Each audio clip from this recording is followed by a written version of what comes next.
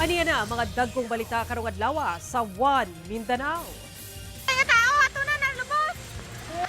24 anyos nga babae ug 29 anyos nga lalaki. Patay human na abtan og baha samtang nangaligo sa usa ka waterfalls sa Coronadal City. Kapin gatos ka magbanay ug motorista. Apektado sa baha sa Barangay Lasang ug Bunawan proper sa Davao City.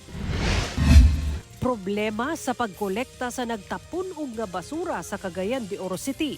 Gituki sa City Council. Tag 29 pesos per kilo nga bugas mapalit sa kadiwa ng Pangulo sa Alabel Sarangani alang sa vulnerable sector. Tirik nga hagdanan sa dike sa flood control project sa Barangay Tablon sa Cagayan de Oro City gisaway sa netizens.